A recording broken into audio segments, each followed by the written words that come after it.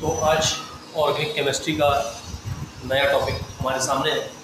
वैसे तो इसके पहले नामकरण पढ़ना था, लेकिन बात यह है कि सिलेबस में पहले ये टॉपिक दिया, तो मैं सोचा पहले इसको बता दूं, फिर अगले टॉपिक में देखता हूँ समाव्यवस्था को ब्रेक करके और आपको नामकरण पढ़ा दूँगा। तो चलिए, हमारा बहुत ही महत्वपूर्ण टॉपिक जो हो सकता है इसका आपसे पूछा जाए वो है समाव्यवस्था अर्थात आइसोमेरिज्म। समाव्यवस्था अर्थात आइसोमेरिज्म क्या होता है? ये वो गुण होता है जिसमें यौगिकों के दो या दो से अधिक यौगिकों के अणुसूत्र एक जैसे होते हैं।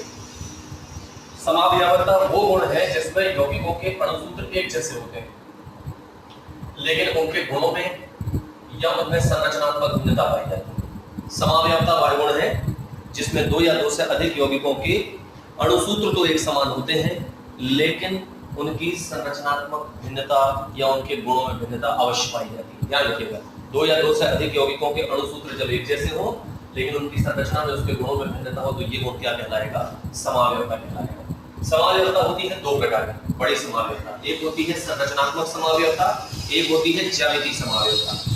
तो अभी हम संरचनात्मक समाव्यवस्था पढ़ेंगे, तो उसके बाद फिर ज्यामितीय समाव्यवस्था पढ़ेंगे। तो संरचनात्मक समाव्यवस्था क्या है? याद रखना, समाव्यवस्था के सामने जो नाम दिया होता है उस नाम के आधार पर समाव्यवस्था में अंतर होता है। जैसे यहाँ दिया संरचनात्मक समाव्यवस्था, मतलब इसका ये हुआ कि इसमें दो या दो से अधिक यौगिकों के अणुसूत्र एक समान होंगे लेकिन उनकी संरचना में भिन्नता होगी।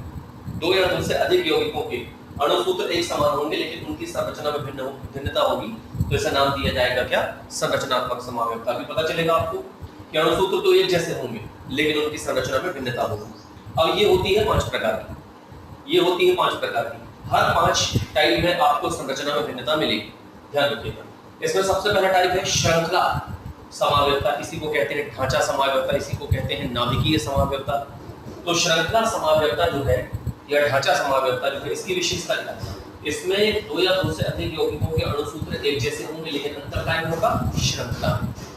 समाव्यवस्था का जो नाम होता है उसी चीज में अंतर होगा। तो याद रखना है, इसमें यौगिकों के अणुसूत्र एक जैसे होंगे लेकिन उनकी श्रृंखला में क्या होगा? अंतर। और इसी कारण से नाम दिया जाएगा क्या? श्रृंखला समाव्यवस्था। बहुत अच्छा उदाहरण जो पेपर में पूछा भी जा चुका है कि पेंटेन, पेंटेन मतलब C5H12। अभी थोड़ी सी मेहनत आपको करनी होगी, फिर नामकरण में आपको अगले कालखंड में कोशिश करता हूँ पढ़ाने की।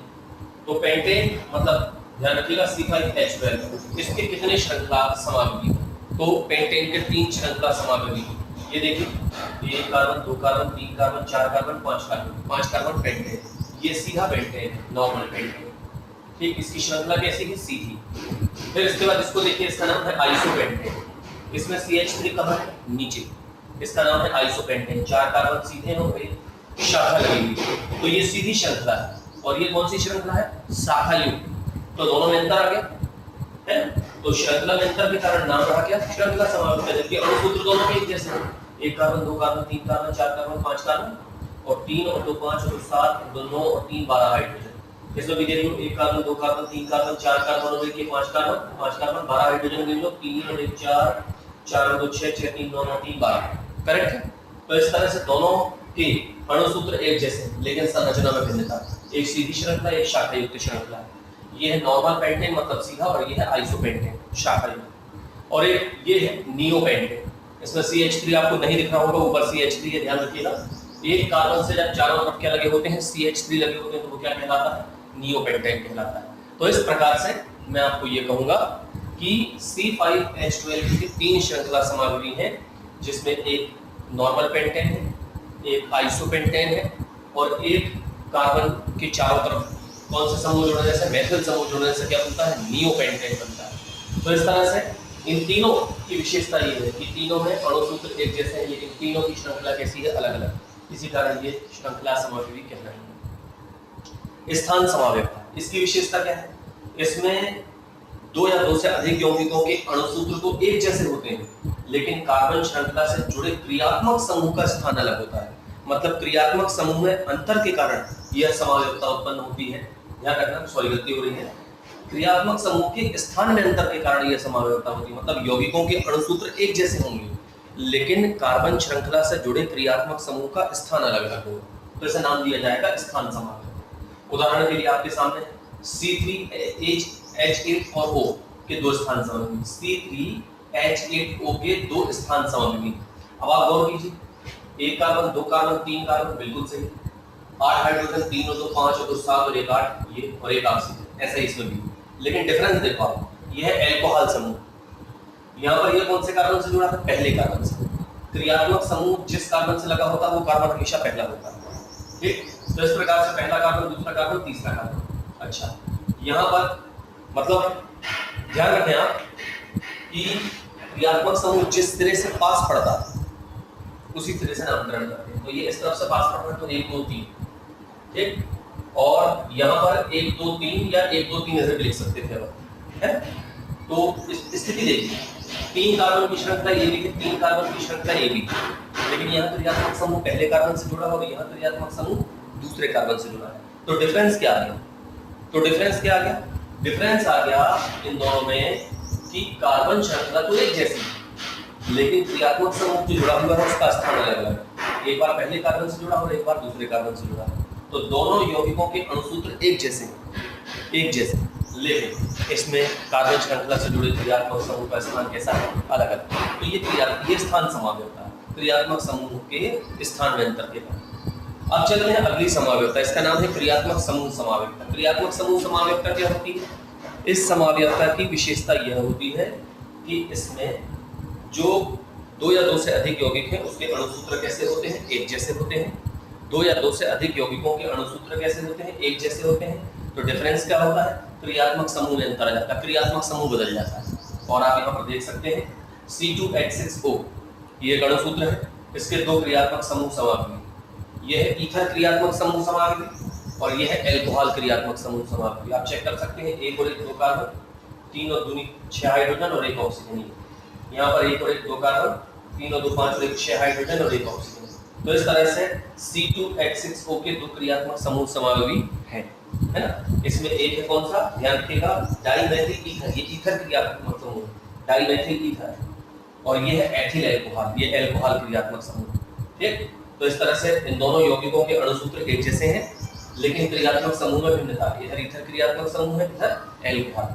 तो ये कौन सा है? क्रियात्मक समूह समावयवी। ध्यान रखिएगा, प्रश्न आपसे ऐसा पूछ सकता है कोई अणुसूत्र देकर के कि इसके कितने क्रियात्मक समूह समावयवी हैं, इसके कितने स्थान समावयवी हैं। तो बुक में इसकी और स्टडी करनी होगी और अच्छे से समझना होगा। जो चीज समझ में ना आए उसको फोटो खींच के मुझे भेजना होगा, ठीक है ना। अच्छा, फिर इसके बाद मध्यावयवता, इसकी विशेषता क्या है? यहाँ पर क्या होता है कि क्रियात्मक समूह से जुड़े एल्किल समूह में अंतर आने के कारण ये समावयवता उत्पन्न होती है। मध्यावयवता में 2 या 2 से अधिक यौगिकों के अणुसूत्र कैसे होते हैं? एक जैसे होते हैं, लेकिन क्रियात्मक समूह से जुड़े यौगिकों के एल्किल समूहों में अंतर आ जाता है। क्रियात्मक समूह से जुड़े जो एल्किल समूह है उनमें अंतर आ जाता है। जैसे उदाहरण के लिए मैं यहाँ समझाने तो फिर से एक बार, जब 2 या 2 से अधिक यौगिकों के अणुसूत्र एक जैसे हों लेकिन क्रियात्मक समूह से जुड़े एल्किल समूहों में अंतर हो तो फिर ये समावयवता उत्पन्न हो जाती है। तो देखिएगा C5H10O के 2 मध्यावयवी, C5H10O के 2 मध्यावयवी, जरा गौर कीजिएगा। यहाँ पर क्या ये C5H10O है? तो 2 और 2 4 और 1 5 कार्बन, 5 और 5 10 हाइड्रोजन और 1 ऑक्सीजन। यहाँ पर 3 और 1 4 और 1 5 कार्बन, तो 5 कार्बन, 7 और 3 10 हाइड्रोजन और 1 ऑक्सीजन। तो इस तरह से C5H10O के 2 मध्यावयवी, दोनों के अणुसूत्र एक जैसे हैं, लेकिन जरा गौर कीजिएगा यहाँ कीटोन क्रियात्मक समूह से दोनों तरफ एक से एल्किल समूह जुड़े हैं, C2H5 को कहते हैं एथिल। तो इसका नाम हो गया डाइएथिल कीटोन। क्या नाम हो गया इसका? Diethyl ketone. और यहाँ पर गौर कीजिएगा, यहाँ पर कीटोन क्रियात्मक समूह से इस तरफ जुड़ा है मेथिल और उस तरफ जुड़ा है प्रोपिल। तो दोनों में डिफरेंस क्या होगी? दोनों में डिफरेंस ये है कि इसमें क्रियात्मक समूह, ये कीटोन क्रियात्मक समूह, इसमें कीटोन से दोनों तरफ एथिल जुड़े और इसमें कीटोन से दोनों तरफ में से एक मेथिल और एक एथिल लगा हुआ है। तो इस प्रकार से हम कहेंगे कि ये जो समावयवता है ये मध्यावयवता है, क्योंकि दोनों यौगिकों के अणुसूत्र कैसे हैं? एक जैसे। लेकिन यहाँ पर दोनों एल्किल समूह एथिल है, लेकिन यहाँ दोनों एल्किल समूह में एथिल और प्रोपिल है। तो यहाँ एल्किल समूह क्रियात्मक समूह से जुड़े इन दोनों यौगिकों के अणुसूत्र एक जैसे हैं, लेकिन क्रियात्मक समूह से जुड़े जो एल्किल समूह हैं उनमें अंतर है और इसी अंतर के कारण यह समावयवता कहलाती है मध्यावयवता, ठीक। अब चलते हैं अंतिम समावयवता की ओर। संरचनात्मक समावयवता का अंतिम प्रकार है चलावयवता। ये क्या होती है भाई? तो ध्यान रखना, ये एक विशिष्ट प्रकार की समावयवता है जो हाइड्रोजन परमाणु के एक बहुसंयोजक परमाणु से दूसरे बहुसंयोजक परमाणु में स्थानांतरण के कारण उत्पन्न होगी।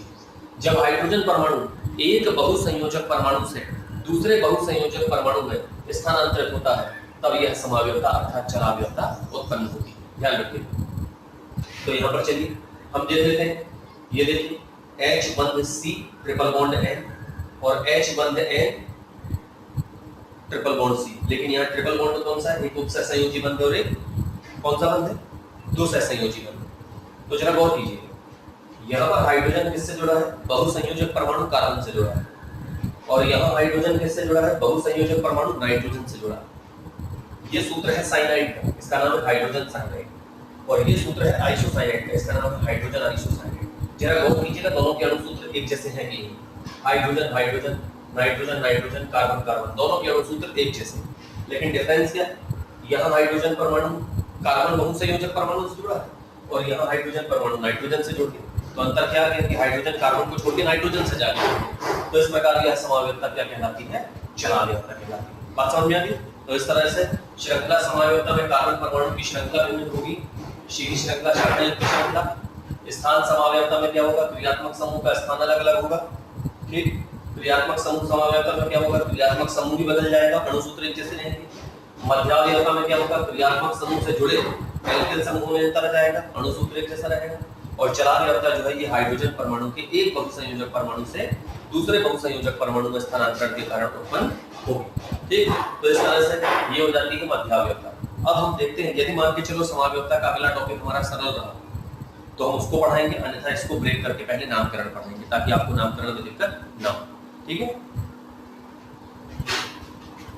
और एक बात हो, आप लोग सभी लोग जो है वो अच्छे से नहीं पढ़ रहे हैं, तो मेरा कहना है कि हर वीडियो को अच्छे से पढ़ें, कमेंट करके बताएं कि सर हमने पढ़ लिया, ठीक, समझ में आ गया, ठीक है ना, और लाइक भी जरूर करें, तभी तो पता चलेगा कि कितने लोगों ने पढ़ा। ठीक है।